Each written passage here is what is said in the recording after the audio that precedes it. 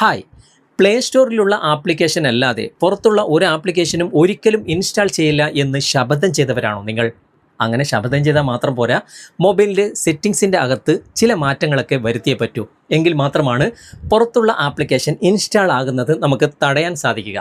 അതെന്തൊക്കെയാണെന്ന് ഇന്നത്തെ വീഡിയോയിലൂടെ വിശദമായിട്ട് കാണിക്കുന്നുണ്ട്. വീഡിയോ നിങ്ങൾ മുഴുവനായിട്ട് കാണുക.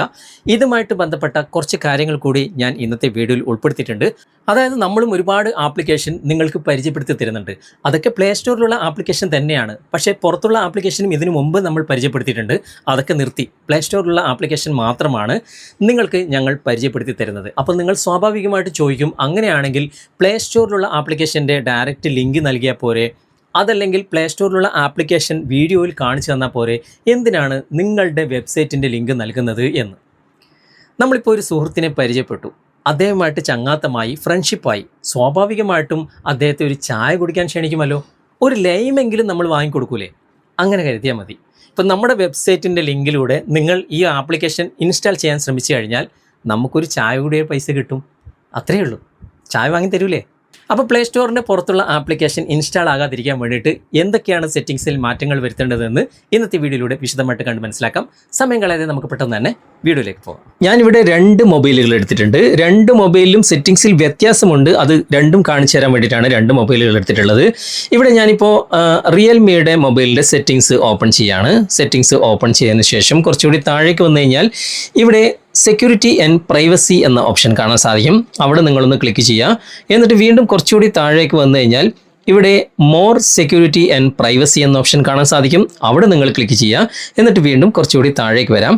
താഴേക്ക് വന്നു കഴിഞ്ഞാൽ ഇവിടെ ഇൻസ്റ്റാളേഷൻ സോഴ്സസ് എന്ന ഓപ്ഷൻ കാണാൻ സാധിക്കും.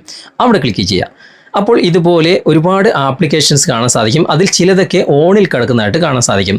അതൊക്കെ നിങ്ങൾ ഓഫിലിട്ട് കൊടുക്കുക. കാരണം അതുവഴിയൊക്കെയാണ് നിങ്ങൾക്ക് പുറത്തുള്ള ആപ്ലിക്കേഷൻ ഓട്ടോമാറ്റിക്കായിട്ടും അല്ലാതെയും ഒക്കെ ഇൻസ്റ്റാൾ ആയി പോകുന്നത്. ഓക്കെ, അപ്പോൾ അതിൻ്റെ ഓപ്ഷനൊക്കെ ഇതുപോലെ മൊത്തത്തിൽ ഓഫ് ചെയ്തിട്ട് കഴിഞ്ഞാൽ നിങ്ങൾക്ക് പ്ലേ സ്റ്റോറിലുള്ള ആപ്ലിക്കേഷൻ അല്ലാതെ പുറത്തുള്ള ഒരു ആപ്ലിക്കേഷനും ഓട്ടോമാറ്റിക്കായിട്ടും ഇൻസ്റ്റാൾ ആകുകയില്ല. നിങ്ങൾ ഇൻസ്റ്റാൾ ആക്കാൻ ശ്രമിച്ചു കഴിഞ്ഞാലും ഈ സെറ്റിങ്സിൽ മാറ്റം വരുത്താതെ ഇൻസ്റ്റാൾ ആകുകയും ഇല്ല. ഓക്കെ, ഇനി നമുക്ക് സാംസങ്ങിൻ്റെ സെറ്റിങ്സ് ഒന്ന് പരിചയപ്പെടാം. സാംസങ്ങിൻ്റെ മൊബൈലിലെ സെറ്റിങ്സ് ഞാനിപ്പോൾ ഓപ്പൺ ചെയ്യാണ്. എന്നിട്ട് കുറച്ചുകൂടി താഴേക്ക് വന്നു കഴിഞ്ഞാൽ ഇവിടെ ബയോമെട്രിക് ആൻഡ് സെക്യൂരിറ്റി എന്ന ഓപ്ഷനാണുള്ളത്. അവിടെ നമുക്കൊന്ന് ക്ലിക്ക് ചെയ്യാം. അവിടെ ക്ലിക്ക് ചെയ്ത് കഴിഞ്ഞാൽ ഇതുപോലെ ഓപ്പൺ ആയിട്ട് വരും.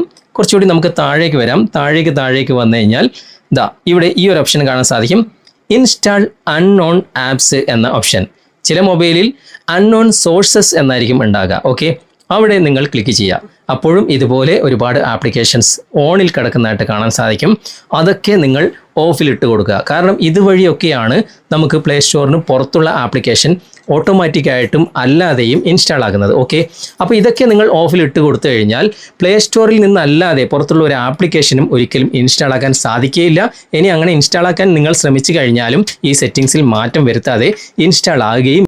ഇനി പ്ലേ സ്റ്റോറിൽ പുറത്തുള്ള ആപ്ലിക്കേഷൻ നിങ്ങൾക്ക് നിർബന്ധമായിട്ടും ഇൻസ്റ്റാൾ ചെയ്തേ പറ്റൂ എങ്കിൽ ഞാൻ ഈ ഓഫ് ചെയ്യാൻ പറഞ്ഞ സെറ്റിങ്സ് ഓൺ ചെയ്യേണ്ടി വരും. ഓക്കെ, എങ്കിൽ മാത്രമാണ് നിങ്ങൾക്ക് പുറത്തുള്ള ആപ്ലിക്കേഷൻ ഇൻസ്റ്റാൾ ചെയ്യാൻ സാധിക്കുക. അപ്പോൾ ഇന്നത്തെ ഈ വീഡിയോ നിങ്ങൾക്ക് പ്രയോജനപ്രദമായിട്ടുണ്ടെങ്കിൽ നിങ്ങളുടെ കൂട്ടുകാരിലേക്കും വീഡിയോ ഷെയർ ചെയ്തെത്തിക്കുക. അതുപോലെ തന്നെ വീഡിയോയെക്കുറിച്ചുള്ള അഭിപ്രായങ്ങളും നിർദ്ദേശങ്ങളും നിങ്ങൾ കമൻറ്റിൽ അറിയിക്കാൻ മറക്കരുത്.